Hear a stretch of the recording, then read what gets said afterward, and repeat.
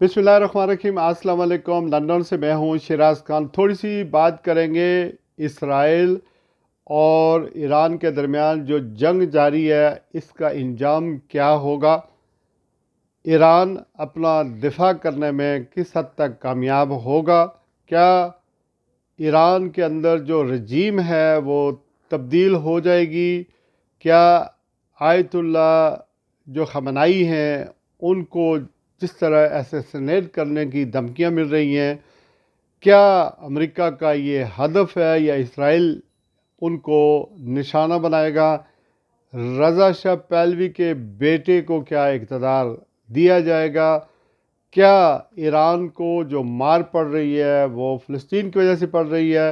General Asim Munir صاحب field marshal کی ملاقات ڈونلڈ ٹرمپ سے ہو رہی ہے، اس ملاقات میں کیا کیا طے پایا جائے گا ایران سے متعلق یا پاکستان سے متعلق یا انڈیا سے متعلق، اس پر گفتگو کریں گے۔ سب سے پہلے آتے ہیں کہ ایران کیا اپنا دفاع کر پائے گا۔ مجھے نہیں لگتا کہ ایران اپنا دفاع کر پائے گا، چونکہ ایران کے ساتھ دنیا میں جتنے بھی مسلمان ممالک ہیں یا غیر مسلم ہیں کوئی بھی کھڑا نہیں ہے۔ ایران نے جو انویسٹمنٹ کی تھی وہ اپنی پراکسی کی وجہ سے کی تھی۔ اس کی پراکسیز حزب اللہ تھی، اس کی پراکسی حماس تھی، اس کی پراکسیز میں شام شامل تھا، لیکن حالات تبدیل ہو چکے۔ حزب اللہ کی قیادت کو شہید کیا جا چکا، حماس کی قیادت کو شہید کر دیا گیا، مار دیا گیا، اور ایران کے خلاف جو حالات اس طرح کے بن گئے ہیں یہ محض ایران کی فلسطین کے لیے حمایت ہے۔ اس حمایت کی وجہ سے ایران کو آج پنش کیا جا رہا ہے۔ پاکستان کسی حد تک سلامتی کونسل کی سطح پر تو پاکستان نے ایران کے اوپر حملوں کی مذمت کی ہے، لیکن ان فیکٹ کیا پاکستان گورنمنٹ لیول پر یا ملٹری لیول پر کوئی اسسٹنس دے پائے گا؟ مجھے نہیں لگتا کہ ایسا ہوگا۔ البتہ پاکستان کے عوام یا عالم اسلام کے جتنے بھی مسلمان ہیں وہ اس جنگ کی حمایت کر سکتے ہیں۔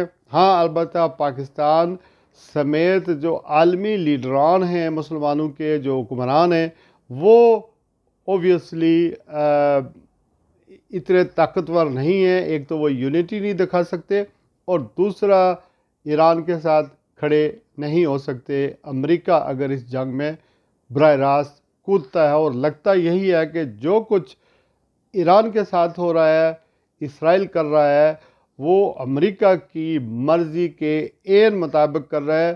امریکہ نے ایران کو دھوکہ دیا، اور یہ دھوکہ مذاکرات کا ڈھونگ رچایا گیا، مذاکرات میں ایران کو انگیز کیا گیا، اور پھر مذاکرات 15 تاریخ کو ہو رہے تھے تو 2 دن پہلے ہی اسرائیل نے حملہ کر دیا ایران کے اوپر۔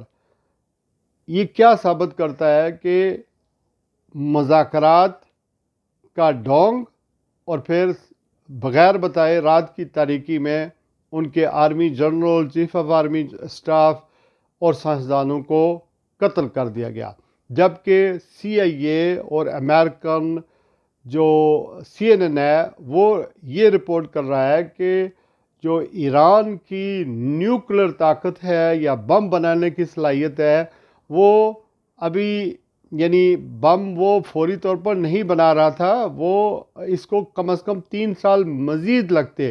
تو اگر ایک طرف مذاکرات ہو رہے تھے اور ایران امریکہ کے ساتھ انگیج تھا، تو حملہ کیوں ہو گیا؟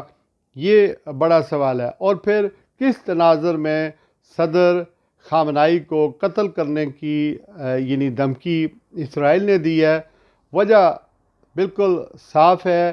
ایک تو رجیم چینج کرنا چاہتے ہیں، اور وہ جو رضا شاہ پہلوی کا دور تھا، ایران کو سیکولر قسم کا ایران بنانا، جب ایران کے اندر امریکن وہاں پہ اترتے تھے تو اس وقت ان کو آٹومیٹکلی سفیر کا سٹیٹس مہیا ہو جاتا تھا، پرووائڈ ہو جاتا تھا۔ دوبارہ وہی اسی طرح کی رجیم لانے کی کوشش ہوگی، اور پھر اب یہ کہا جا رہا ہے کہ چونکہ امریکہ کے پاس وہ صلاحیت موجود ہے کہ وہ اپنے 52 بمر کے ذریعے بم برسائے، یعنی اس کے پاس ایک اسپیشل بم ہے جو تقریباً 30 پاؤنڈز یعنی کے قریب وزنی ہے۔ ایران کا نیوکلیر پروگرام جو زیر زمین ہے اس کو تباہ کیا جا سکتا ہے۔ اسرائیل کے پاس وہ ایبیلٹی یا وہ بم نہیں ہے جو نیوکلیر ایسٹس ہیں ان کو نقصان پہنچا سکے۔ اب آتے ہیں general field marshal Asim Munir صاحب کی ڈونلڈ ٹرمپ سے ملاقات کے بارے میں۔ یہ پاکستان کے لیے بڑا کرشل ٹائم آ گیا ہے کہ ہم نے بیلنس کرنا ہے کہ ہم چین کے ساتھ کس طرح تعلقات رکھ سکتے ہیں، یا پھر امریکہ کے بلاک میں اگر چلے گئے تو ان کے ساتھ کس طرح ہم دونوں ملکوں کے درمیان کس طرح توازن پیدا کریں گے۔ یا تو ہمیں امریکہ کے کیمپ میں جانا پڑے گا یا پھر ہمیں چین کے کیمپ میں رہنا پڑے گا۔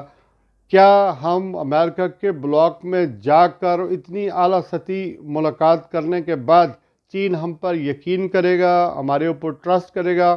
مجھے نہیں لگتا کہ چین ہمارے اوپر یقین کرے گا یا ٹرسٹ کرے گا، چونکہ انڈیا ویسٹ کی یا امریکہ کی ایک پروکسیز ہیں چین کے خلاف، چونکہ چین ایک سپر پاور بننے جا رہا ہے اور وہ ہمیشہ انڈیا کو ترجیح دیتے ہیں۔ یہ تاریخ میں تیسرا موقع ہوگا کہ ہم پھر، اگر ہم سے یہ کہا جائے کہ اب پاکستان ایران کے معاملے میں اگر جنگ ہوتی ہے تو بالکل غیر جانبدار رہے، ہمیں کسی قسم پاکستان ایران کو کوئی اسسٹنس کسی قسم کی نہ دے، اس سے لا تعلق رہے۔ ایک تو مطالبہ ڈونلڈ ٹرمپ کا یہ ہو سکتا ہے، ابھی ملاقات کی تفصیلات منظر عام پر نہیں آئی ہیں، چونکہ یہ ملاقات خفیہ تو نہیں رہی، لیکن یہ ملاقات ایک ایسی جگہ پر ہو رہی ہے وائٹ ہاؤس میں جہاں پر میڈیا کو ایکسیس حاصل نہیں ہے۔ اب اس کی تفصیلات کیا ہوں گی، اور پھر جب ڈونلڈ ٹرمپ کہتے ہیں کہ آئی لو پاکستان، پاکستان کی لیڈرشپ کی وہ بڑی تعریف کرتے ہیں کہ بڑی زبردست لیڈرشپ ہے، تو کیا وہ پھر یعنی جو ہمارے پرائم منسٹر ہیں شہباز شریف صاحب ان کی بات کرتے ہیں، بلاول بھٹو کی بات کرتے ہیں، آصف علی زرداری جو صدر ہیں ان کی بات کرتے ہیں، یا کرتے رہے ہیں، یا پھر وہ فیلڈ مارشل یعنی عاصم منیر صاحب کی بات کرتے رہے ہیں کہ یہ مضبوط لیڈر ہیں جن سے ان کی آج ملاقات ہو رہی ہے۔ تاریخ میں ہم 80s کی دہائی میں جب یعنی سوویت یونین افغانستان کے اندر آیا، اس وقت ہم حصہ بن گئے امریکہ کی جنگ کا، کولڈ وار کے زمانے میں، اور اس وقت جنرل ضیاء الحق صاحب کی حکومت تھی، اور پھر دوسری بار ہم امریکہ کے اتحادی وار آن ٹیرر میں بنے 9/11 کے بعد، اس وقت جنرل پرویز مشرف کی حکومت تھی۔ اب یہ تیسری بار اگر ایران کو ڈی ملٹرائز کرنے کی باتیں ہو رہی ہیں، اس پر حملہ کرنے کی باتیں ہو رہی ہیں، اس کو سرنڈر کرنے کی باتیں ہو رہی ہیں، صدر علی خامنہئی کو قتل کرنے کی باتیں ہو رہی ہیں، اور ایسے وقت میں اگر فیلڈ مارشل صاحب کی ملاقات ڈونلڈ ٹرمپ سے ہو رہی ہے تو اس کا مطلب کیا لیا جائے؟ کیا ہم ایران کے خلاف استعمال ہوں گے یا ہمیں چپ کروایا جائے گا؟ Yet to see, I hope for the best. میں اس ملاقات کا مخالف نہیں ہوں، چونکہ ملاقات کرنے سے، بات چیت کرنے سے مسائل حل ہوتے ہیں۔ ہم ایک نیوکلیر ذمہ دار 25 کروڑ کی عوام کا ملک ہیں، اور ہمیں اپنے ایسٹس بھی بچانے ہیں، ہمارے پاس جو کچھ ہے اس کو بھی بچانا ہے، اپنی قوم کو بھی اپنے پاؤں پر کھڑا کرنا ہے۔ اس ملاقات کو میں بڑا غیر معمولی سمجھتا ہوں، لیکن یہ ملاقات آئی ہوپ کہ پاکستان کے لیے بہتری کی کوئی امید ہو۔ آئی ہوپ کہ فیلڈ مارشل صاحب کوشش کریں کہ یہ مذاکرات کے ذریعے ایران اور امریکہ کے درمیان یا اسرائیل کے درمیان کوئی ثالثی کا کردار مڈل میں ادا کریں، تاکہ یہ ساری جو صورتحال خطے کے اندر پیدا ہو گئی ہے اس سے بچا جا سکے۔ میری اپنی آبزرویشن یہ ہے کہ ایران پر جب امریکہ حملہ کرے گا تو ہمارے لیے بڑی مشکل ہو جائے گی کہ ہمارے ڈور کے اوپر، نیکسٹ ڈور، ہمارے بارڈر کے اوپر یہ جنگ ہوگی اور ہم اس سے بچ پائیں گے، چونکہ پاکستان کے اندر ایران کے سمپتھائزر پاکستان کی 25 کروڑ میں سے اگر کوئی 10 لوگ ایسے ہوں جو نہ ہوں، لیکن ہمارے لوگ اس میں ملوث ہوں گے براہ راست بھی اور ادروائز بھی۔ تو دوسری بات ہے کہ جب جنگ اگر وہاں پر شروع ہو جاتی ہے تو مہاجرین جو ہیں ایران کے وہ کدھر جائیں گے؟ پاکستان کے اندر آئیں گے یا کسی اور ملک میں جائیں گے؟ تو ہمیں ان کو بھی ایک ہمسایہ ملک کی حیثیت سے بھی پناہ دینی پڑے گی۔ جب افغانستان میں 2 دفعہ اس کے اوپر حملہ کیا گیا تو مہاجرین پاکستان میں آئے۔ میری اپنی انڈرسٹینڈنگ یا معلومات کے مطابق پاکستان جب 2 دفعہ پہلے یعنی امریکہ کا اتحادی بنا ہے، یعنی کولڈ وار کے زمانے میں، سرد جنگ کے زمانے میں، اس وقت بھی پاکستان کو اس کا جانی اور مالی نقصان ہوا اور اس کی بھاری قیمت ادا کرنی پڑی۔ یہ جنرل ضیاء الحق کا زمانہ تھا۔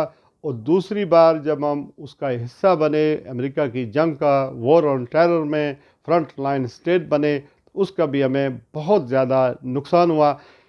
اب اگر ایران کے خلاف ہمیں استعمال کیا گیا یا ہم سے اڈے مانگے گئے، یہ براہ راست یا بلا واسطہ کسی طریقے سے بھی، تو ہم کیا امریکہ کو نہ کر سکتے ہیں؟ کیا امریکہ کو ریفیوز کر سکتے ہیں؟ تو مجھے نہیں لگتا کہ ہم ریفیوز کر سکتے ہیں، لیکن اس کی قیمت ہمیں کیا ادا کرنی پڑے گی یہ آپ سب جانتے ہیں کہ بہت بھاری قیمت ہے۔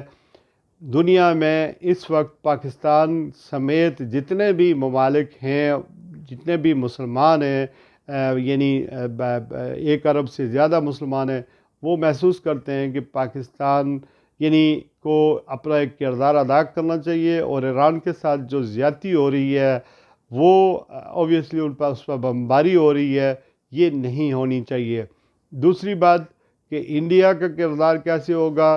اوبویسلی انڈیا اسرائیل کے ساتھ کھڑا ہے، حالانکہ انڈیا ایران کے باہمی تعلقات جو ہیں بہت اچھے ہیں۔ چاہ بہار آپ کو یاد ہوگا، چاہ بہار میں انڈیا 8 ارب کی سرمایہ کاری کر رہا ہے، لیکن اس وقت جب ایران نشانے پر ہے، انڈیا اس سے لا تعلقی اختیار کیے ہوا ہے۔ یہ امر بے عزت قیاس نہیں کہ انڈیا ایران کے خلاف اسرائیل کی مدد کر رہا ہو، اور جو کچھ جاسوسی کی جو باتیں ہو رہی ہیں، جس طرح وہاں پر جاسوس گئے اور جس طرح ان کو ایگزیکٹلی پتہ تھا کہ کہاں پر سائنسدان ٹھہرے ہوئے ہیں، کہاں میٹنگ ہو رہی ہے، اور اسرائیل نے اٹیک کیا اور وہ سارے شہید ہو گئے، سائنسدان بھی، ہائی پروفائل جتنی بھی پرسنالٹیز تھی۔ تو انڈیا سے کچھ بھی آپ توقع کر سکتے ہیں، ہمیں ویجیلنٹ ہونے کی ضرورت ہے۔ میری تمام پاکستانیوں سے جہاں جہاں بھی آباد ہیں اپنے ملک کے لیے دعا کرنے کی بھی اپیل ہے، اور آئی ہوپ کہ یہ جنگ نہ ہو، اور جنگ اگر ہوتی ہے تو پاکستان محفوظ رہے، چونکہ کہا جا رہا تھا کہ ایران کے بعد پاکستان کا ٹائم ہے، اور اس وقت چونکہ پاکستان میں ایک جمہوری بظاہر حکومت ہے تو اس کا بھی رول بڑا عام تھا، لیکن وہ جمہوری حکومت مجھے لیڈ کرتی ہوئی نظر نہیں آ رہی، اور فیلڈ مارشل صاحب ہی لیڈ کرتے ہوئے نظر آ رہے ہیں۔ تو جمہوریت، انسانی حقوق اور یہ چیزیں جو ہیں وہ بہت پیچھے رہ گئی ہیں، اور خود ڈونلڈ ٹرمپ بڑا جمہوریت کا لاپتے تھے، اور اس وقت مجھے یہی لگتا ہے کہ جتنے بھی فیصلے ہو رہے ہیں، ڈونلڈ ٹرمپ پہلے تو یہ کہتے تھے کہ میں ڈیپ اسٹیٹ سے جان چھڑاؤں گا، ریفارمز لاؤں گا، یہ کروں گا، وہ کروں گا، لیکن اس وقت وہ بالکل اسی ڈیپ اسٹیٹ یا اسٹیبلشمنٹ کے نرگے میں ہیں، اور فیصلے بھی انہی کے ذریعے ہو رہے ہیں۔ ڈونلڈ ٹرمپ اس ریس میں بھی تھے کہ میں دنیا میں امن قائم کروں گا، غزہ میں جنگ ختم کرواؤں گا، یوکرین کی وار ختم کرواؤں گا، اس وقت لگتا یہ ہے کہ دنیا کے سارے خدا ایران کے خلاف ہیں اور ان کی نظر اس کے بعد پاکستان پر بھی ہے، چونکہ پاکستان اسلامی ممالک میں واحد ملک ہے جو نیوکلر ملک ہے، اور ہمیں زیادہ متحد ہونے کی ضرورت ہے، پہلے سے زیادہ متحد ہونے کی ضرورت ہے اور ہوش سے اپنے فیصلے کرنے کی ضرورت ہے۔ چین کو ہم ناراض نہیں کر سکتے، امریکہ پر ہم اس طرح بھروسہ نہیں کر سکتے۔ اپنا خیال رکھیے گا، میرے اس چینل کو سبسکرائب کر دیں تاکہ جو بھی میں ویڈیو آئندہ ریکارڈ کروں، شیئر کروں، وہ آپ تک پہنچ جائے۔ بہت شکریہ۔ اللہ آپ کا اور میرا حامی و ناصر ہو۔ بے شک اللہ کے بغیر کوئی عبادت کے لائق نہیں، اور نبی کریم صلی اللہ علیہ وآلہ وسلم اللہ کے آخری نبی، رسول اور آخری پیغمبر ہیں۔ السلام علیکم۔